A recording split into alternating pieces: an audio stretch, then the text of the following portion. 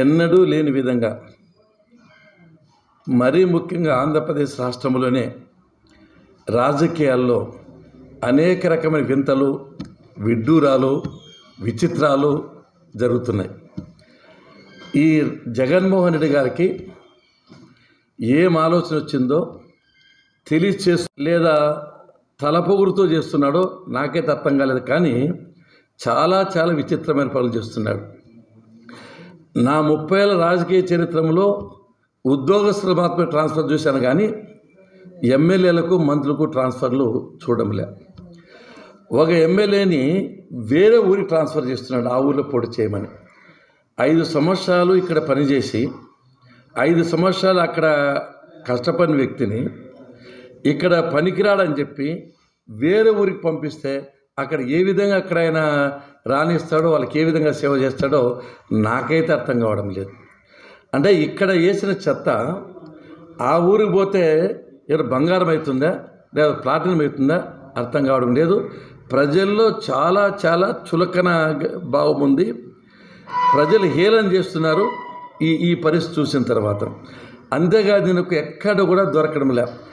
ఎవరైతే ఈయనకు చెప్తా అంటే క్రెడిబిలిటీ ఉంది, మాట తప్పడు మడమ తప్పడు అని చాలా గొప్పగా చెప్పుకునే వ్యక్తులు ఈ రోజున మాట తప్పుతున్నాడు, మడమ తప్పుతున్నాడు, పచ్చి మోసము దగ చేస్తున్నాడు అని చెప్పి సందర్భం గుర్తు చేస్తున్నాం.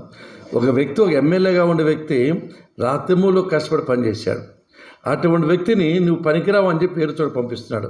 అంటే ఇక్కడ వ్యతిరేకత ఉండేది ఎమ్మెల్యేల మీద కాదు, జగన్మోహన్ రెడ్డి మీద ఉండే వ్యతిరేకతను వీళ్ళ మీద దుబ్బుతున్నారు తప్ప వాస్తవంగా రాష్ట్రంలో వ్యతిరేక పవనాలు పెళ్ళుపుతున్నది జగన్మోహన్ రెడ్డి మీద.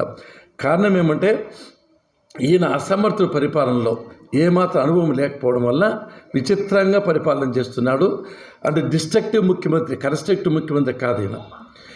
చంద్రబాబు నాయుడు గారు ప్రజలకు భయపడి పరిపాలన చేస్తే ఈయన ప్రజలు భయపెట్టి పరిపాలన చేస్తున్నాడు.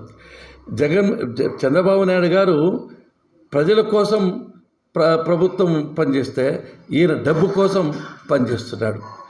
చంద్రబాబు నాయుడు తన కుటుంబాన్ని పక్కన పెట్టి ప్రజల కోసం, ప్రజల సంక్షేమం ముఖ్యంగా భావిస్తే ఈయన ప్రజల సంక్షేమాన్ని పరంగా పెట్టి తన కుటుంబం పనిచేసే వ్యక్తి.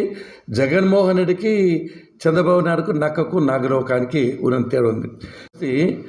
ఎమ్మెల్యేలు దొరక్క పక్క రాష్ట్రం వచ్చి పట్టుకొచ్చి పరిస్థితికి వచ్చాడు. ఆమె బళ్ళార్లో పోటీ చేసిన శారదమ్మ ఈ రాష్ట్రంలో ఎవరు లేరని చెప్పి ఇక్కడ హిందూపూర్ పార్లమెంటుకు ఇంపోర్ట్ చేశారు. ఇక్కడ ఎవరు బోయ సామాజిక వర్గానికి సంబంధించిన లేరా? ఒక్కసారి అందరూ గుండె మీద చేసుకోవాలి. అంటే నేను గాడిదని పెట్టినా మీరు గెలిపించాలా అనే పరిస్థితికి మూర్ఖపు పనికి చేస్తున్నా అంటే తప్పకుండా దీనికి ఫలితం అనుభవించే పరిస్థితి వస్తుంది. అంతేకాకుండా ఈ రోజున ఆయన పరిస్థితి ఎంత ఘోరంగా ఉందంటే అన్ని వర్గాల ప్రజలు మూకమ్మడి.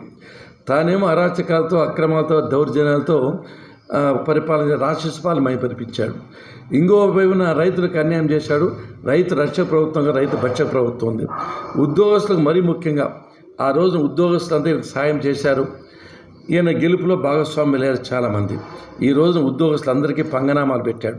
మరీ ముఖ్యంగా అంగన్వాడీ టీచర్స్, వాళ్ళ మీద ఎస్మా చట్టం ప్రయోగించడం ఎంతవరకు ఒకసారి గుండె మీద చేసుకుని ఆలోచించారు. అదేవిధంగా ఆశా వర్కర్సు, మున్సిపల్ కార్మికులకు ఆ రోజున ఎన్నికల హామీలో తెలంగాణ ప్రభుత్వ ఉద్యోగుల కంటే 1000 రూపాయలు ఎక్కువ జీతం ఇస్తారనే వ్యక్తి ఈరోజు వాళ్ళందరినీ అరెస్ట్ చేస్తున్నాడు. వాళ్ళ రోజులను ధర్నా చేస్తున్నారు. ప్రభుత్వ ఉద్యోగులంతా ఏకమైపోయి ఇటువంటి ప్రభుత్వం మేము పని చేయలేము, ఇది దుర్మార్గమైన ప్రభుత్వం అని చెప్పి ఒకవైపున వాళ్ళు ఆందోళన చేస్తున్నారు. ఇంకో వైపున అన్ని ప్రతిపక్ష పార్టీలు ఈసారి ఎటువంటి పరిస్థితుల్లో వ్యతిరేక ఓటు చీలకూడదు, జగన్మోహన్ రెడ్డి ఓడించాలి అని కంకణం కట్టుకున్నారు. ఇంకో వైపున ప్రజలంతా, అన్ని వర్గాల ప్రజలు మాకు అన్యాయం జరిగింది, రేట్లు పెరిగాయి, భద్రత తగ్గింది, ప్రాజెక్టు పూర్తి కాలేదు, సంక్షేమ కార్యక్రమాలు అరకురవుతున్నాయి, అభివృద్ధి కార్యక్రమాలు నీళ్లు ఈ ముఖ్యమంత్రి మార్చాలని ఇక్కడ కాసుకున్నారు. ఈ 3 వైపులు కాకుండా తన ఇంటిలో కూడా ఇంటి పోరు కూడా మొదలైపోయింది. షర్మిలమ్మ కూడా కాంగ్రెస్ పార్టీలో చేరి ఈయన ఓటమికి ఆమె కూడా కారకమవుతుంది. అంటే ముప్పేట దాడిపోయి జగన్మోహన్ రెడ్డి గారికి ఈ స్వయంకృత అపరాధం, ఇది సెల్ఫ్ గోల్. అంటే ఇంకెటువంటి పరిస్థితుల్లో జగన్మోహన్ రెడ్డికి అపజయం తథ్యము. 100కి 100 రూపాయలు ఓడిపోతాడు. తను ప్రభుత్వం కూడా సమాధి, పార్టీ కూడా సమాధి అయిపోతుంది.